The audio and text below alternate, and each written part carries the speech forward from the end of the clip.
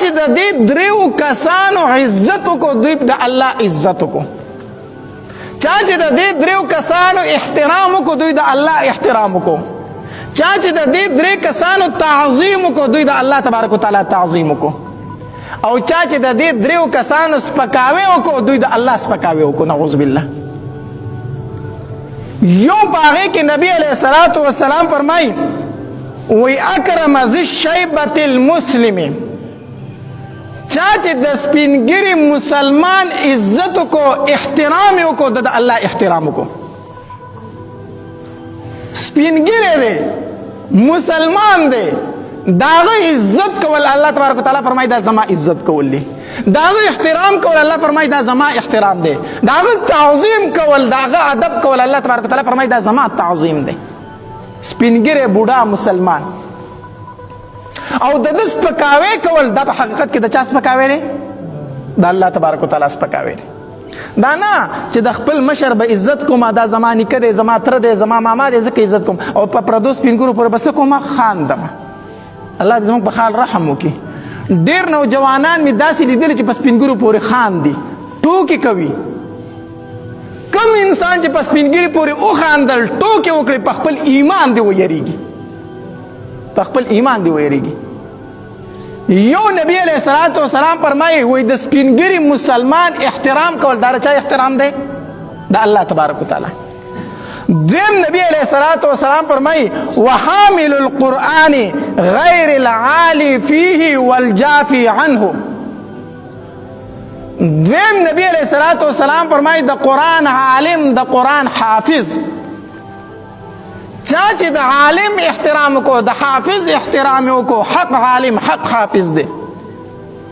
الله تبارک وتعالی فرمایي د زما عزت کو د زما احترام کو د زما تعظیم کو خود د عالم بے عزتی کول عالم تسبک قتل د عالم توهین کول دا توهین د چا دی د الله تبارک وتعالی دی دا بے عزتی د چا ده دا د الله بے عزتی ده دویم باغی کې نبی علیہ الصلوۃ والسلام فرمایي حامل القرآن حامل القرآن د عالم بے عزتی کول په حقیقت کې د الله بے عزتی ده دیو جن علماء لیکلي وای څوک چې په علماء پورې خندنې کوي څوک چې علماء تسبک ګوري څوک چې علماء پسې بد ردی وای د دې خبرې یره ده چې د دنه ایمان تللی وي د ایمان د تلو یره ده پکې د تلو یره ده پکې ما کې بیا بعض خلک زموږ دا خبره کوي یاره دا عالم چې دی نو دا سیاسی دی دا غیر سیاسی دی او دا عالم چې دی نو دا باعمل دی او دا بدعمل دی حدیث مبارک کې راځي نفس علم صرف علم دی ورسره عمل پشته او یا نشته دا لوی فضیلت لري لوی فضیلت ولې ځکه چې علم ورسره شته دی علم ورسره شته کو په خپل به عمل نه کې خو تا ته نیغه لار ښیي که نه تا ته څه کوي نیغه لار ښیي حدیث مبارک کې راځي نبی علیہ الصلوۃ والسلام فرمایي وی سره د علم خوب دا غوره دی سره د جهل د منځ نه یو سره عالم دی او د خوبونه کوي بل سره علم نشته په عبادت باندې ولاړ دی عالم دا خوب د دغه منځ نه وسه دی غوره دی ولی عالم ته لار معلومه ده عالم ته لار معلومه ده دی په مانځه ولاړ دی خو پر خپل مانځه پوه نه دی منځ به کوي خو خطا به کوي منځ به کوي خو پوه پې نه دی نفس علم دا لوی فضیلت لري لوی شان لري حدیث مبارک کې راځي نبی علیہ السلام فرمایي وی هر شي ته یو لارې هر شي ته سي هر ځای ته یو لارې کور ته لارې جماعت ته لارې هر ځای ته سوي یو لارې نبی علیہ السلام فرمایي د جنت لاره چې د علم دی د جنت لاره څه شي دی علم دی باقي دا خبره چې دا داسې ده داسې ده ما تا ته دا هیڅ حق نه دی حاصل چې ما تا په عالم پسې خبرې وکړو جماعت را څوک راغی عالم راغی ساتي څوک عالم ساتي مدرسه څوک راغی عالم راغی بچو ته پکې سبق څوک وي عالم وي خج پیدا شو اذان راته څوک کوي مولا راته کوي چې مړ شو جنازه را باندې څوک کوي مولا کوي دا کم سړی چې په مولا په سپکر کې وي په دې سوشل میډیا باندې ما یو تاسو نرونه لیدو چې هغه دا وصیت وکړي چې زما مولان بد شي خو چې زم مړ شم زما جنازه به یو ګرخړې لیکي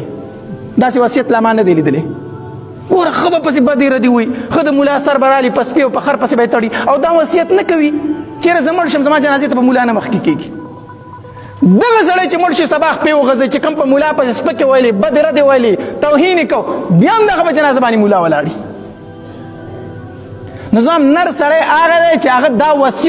وصیت وکړي چې زما جنازه به ملا نه کوي. دا به نر سړی که نه بی دا زما بدې شي ما ترې نفرت دی زما جنازې ته ملا نه مخکې کوي. موږ به ته یقیني ډېر غیرتي وختې او چې مړ شي بیا موږ ښکلی یو ګیره خری سړی ومونو موږ چې موږ به شاته ودرېږو ته یې جنازه وکړه. دویم نبی علیه الصلاة والسلام فرمایي وحامل القرآن حامل قرآن د قرآن عالم د قرآن حافظ د ده عزت کول الله تبارک وتعالی فرمایي زما عزت دی او د ده بېعزتي الله تبارک وتعالی فرمایي زما بېعزتي ده. او دریم نبی علیه الصلاة والسلام فرمایي و اکرام ذی السلطان المسقط انصافدار بادشاہ دی انصاف ته پکې انصاف په مخ د ځمکه الله ته محبوب ترین او خوښ انسان کم یو دی چې بادشاہ هم یو انصاف پکې هم د داسې بادشاہ سپکاوی کول الله فرمایي دا زما سپکاوی دی. د داسې بادشاہ داسې امیر المؤمنین د هغه تعظیم کول الله تبارک وتعالی فرمایي دا زما تعظیم دی. نو څنګه چې په ما تا باندې د عالم د قرآن تعظیم لازم دی د قرآن تعظیم ضروري دی په کومه سینه کې چې قرآن پروت دی د هغې تعظیم هم په موږ باندې سره